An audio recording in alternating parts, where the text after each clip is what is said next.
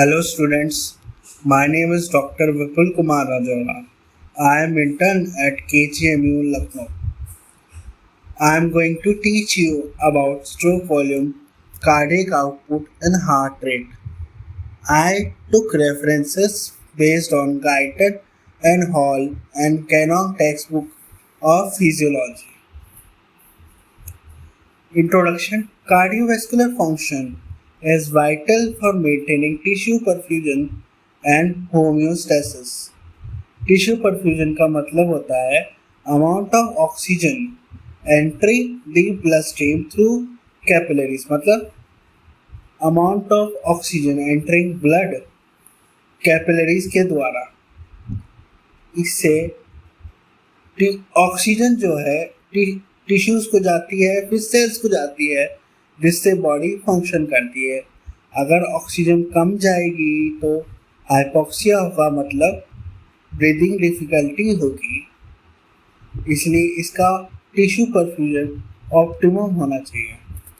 Homeostasis क्या होता है? होम्योस्टेसिस का मतलब होता है the body is in the optimal condition, मतलब एकदम ठीक कंडीशन में है, ना उसको डिस्ट्रेस है ना वो कोमाटोज है, मतलब ना अनकॉन्शियस है। उसका BP, heart rate, pulse rate, सारे हार्मोन्स सही हैं। कार्डियोवैस्कुलर फंक्शन जो है 3 चीज़ पर डिपेंड करता है: stroke volume, heart rate and cardiac output. Stroke volume की definition. Stroke volume amount of blood ejected by one ventricle during each heart beat, मतलब एक वेंट्रिकल से जितना ब्लड निकलता है एक हार्ट बीट में, उसको स्ट्रोक वॉल्यूम कहते हैं। उसकी नॉर्मल वैल्यू होती है 70 ml पर बीट। इसका फॉर्मूला होता है systolic volume is equal to end diastolic volume minus end systolic volume. Diastolic volume मतलब amount of blood enter ventricle during diastole. Systolic volume मतलब amount of blood enter ventricle during systole. S1 S2 आपने 2 heart sound पढ़ी होंगी। S1 जो होता है systole के दौरान सुनाई देता है, और जो S2 होता है डायस्टोल के दौरान सुनाई देता है। सिस्टोल मतलब एट्रिया का कॉन्ट्रैक्शन और डायस्टोल मतलब वेंट्रिकल का कॉन्ट्रैक्शन। अब हार्ट रेट की डेफिनेशन क्या होती है? Number of heart beats per minute, मतलब जितनी बार दिल धड़कता है 1 मिनट में, उसको हार्ट रेट कहते हैं। नॉर्मल रेस्टिंग हार्ट रेट होती है 60 से 100 beats per minute. Resting heart rate का मतलब जब हमारी बॉडी कोई काम नहीं कर रही होती उस टाइम हमारा कितना हार्ट रेट होता है। इसको कंट्रोल किया जाता है ऐसे नोड, और इसका मॉनिटरिंग होती है ऑटोनॉमिक नर्वस सिस्टम से। ऐसे नोड आपने पढ़ा होगा कि हार्ट का पेसमेकर कहा जाता है। पेसमेकर का मतलब होता है जिससे मसल को स्टिमुलेशन मिलता है कि वो ब्लड पंप करे। स्टिमुलेशन का मतलब एक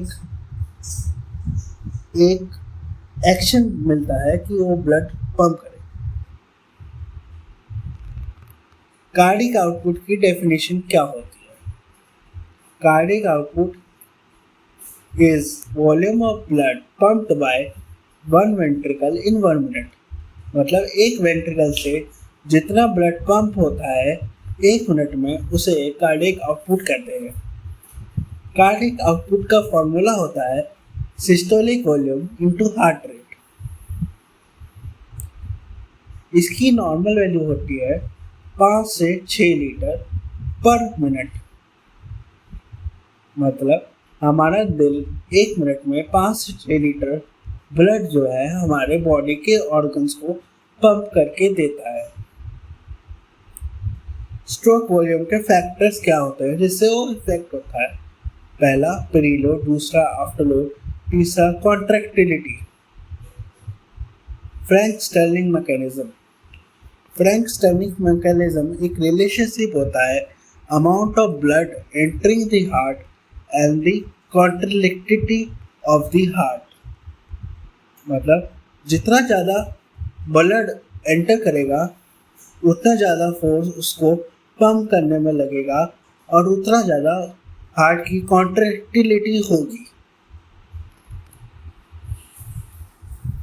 अब हार्ट रेट के फैक्टर्स कौन से होते हैं जिससे वो इफेक्ट होता है? पहला इंट्रिंसिक जो होता है, ऐसे node rate, autonomic input, hormones, temperature, emotions.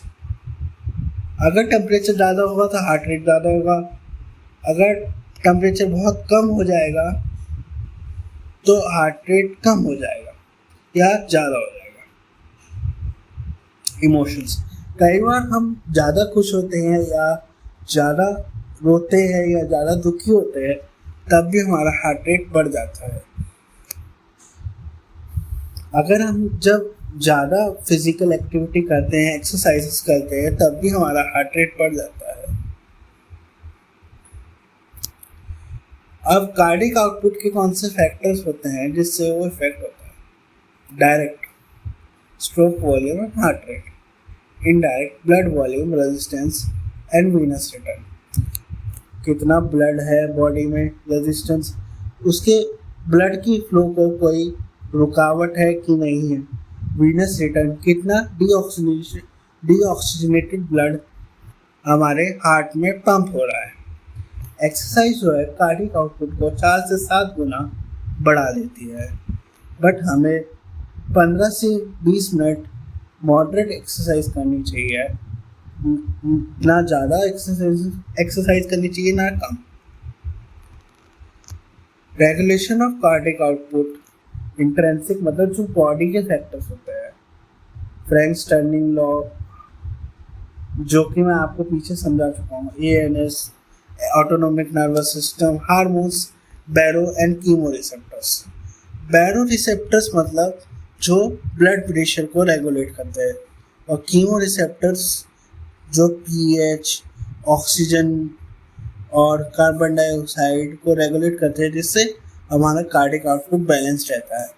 Long term में क्या होता है? रीनल फ्लूइड बैलेंस, मतलब जितना हम यूरिन आउटपुट दे रहे हैं या जितना हमारी किडनी फ्लूइड को फिल्टर कर रही है, उससे भी हमारा कार्डिक आउटपुट इफेक्ट होता है। क्लिनिकल रेलेवेंस क्या होता है? जब हार्ट फेलियर होता है तो सिस्टोलिक वॉल्यूम डिक्रीज हो जाता है और कार्डिक आउटपुट भी डिक्रीज हो जाता है। मतलब हमारा जो हार्ट है वो पंप नहीं कर पा रहा है, ना एट्रिया पंप कर पा रहा है, ना वेंट्रिकल पंप कर पा रहा है, जिससे बॉडी को ऑप्टिमम अमाउंट ऑफ ब्लड नहीं मिल पा रहा है, जिससे बॉडी का कार्डिक आउटपुट कम हो जाता है। Tachycardia, bradycardia effect cardiac output. Tachycardia क्या होता है? टैकीकार्डिया मतलब हार्ट रेट बढ़ जाना, हार्ट बीट बढ़ जाना। फिजियोलॉजी में ये एक्सरसाइज, हाई एल्टीट्यूड, इन सब चीज़ों में होता है। ब्रैडीकार्डिया डिहाइड्रेशन में मिलेगा। अब कार्डिक आउटपुट को मॉनिटर करना आईसीयू में ज़रूरी है, क्योंकि अगर हम कार्डिक आउटपुट को मॉनिटर नहीं करेंगे तो पेशेंट की डेथ हो सकती है। कुछ ड्रग्स होती हैं जो हार्ट रेट और सिस्टोलिक वॉल्यूम को भी इफेक्ट करती हैं। पॉइजनिंग के केस में भी हमारा हार्ट रेट कम हो जाता है या बढ़ जाता है, यह आप आगे जाके पढ़ेंगे। Summary, systolic volume, heart rate and cardiac output are interrelated, regulated by neural, hormonal, mechanical factor crucial in understanding cardiovascular physiology। 4 factor से रेगुलेट होता है, न्यूरल, हार्मोनल और मैकेनिकल। 3 फैक्टर से। मेरे reference, thank you. Dreams are not those which are seen with closed eyes. Dreams are those which are seen with open eyes. इसलिए जो सपने आपने खुली आंखों से देखे हैं उन्हें पूरा कीजिए और उनको पूरा करने के लिए मेहनत करते रहिए और हार्ड वर्क करते रहिए। Thank you. आपको कोई भी डाउट हो तो आप मुझसे पूछ सकते हैं।